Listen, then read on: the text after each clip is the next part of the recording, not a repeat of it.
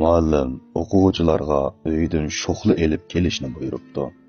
Hamda o'zi yoqtirmaydigan kishining soni bo'yicha sho'xlidan elib so'mkasiga selishni tapalabdi.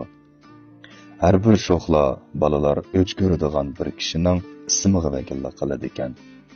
Ba'zi balalar 2 tal sho'xla olibdi. Yana ba'zilari bo'lsa 5-6 tal sho'xlini tanlabdi. Topshiriqning vaqti bir hafta ekan.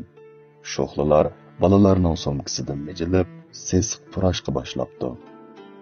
Ba'zi balalar hatto sesiq puraqiga chidayolmayli qolibdi. Oxiri topshiriq o'rindiladigan vaqtmi to'shibdi.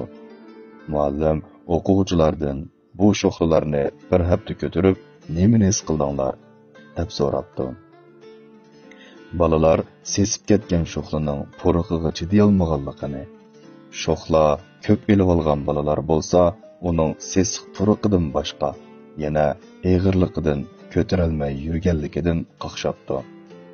Muallim: "Bu xuddi sizlar yaxshi ko'rmaydigan kishini yuraginglarda saqlaganga o'xshaydi. Uningdan chiqqan sesiq puroq yuraginglarni bulg'aydi. Hamda sizlar nega borsanglar elib yurishga majbur bo'lasizlar.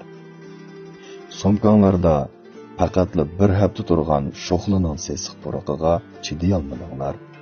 Unda bo'lsa, yuraginglarda saqlagan shu o'chmanlikni umringlarning oxirigacha saqlasanglar, qanchalik yuk bo'lib ketar, qanchalik sesib ketar, qanchalik echib ketadiganligini tasavvur qila olamsizlar?"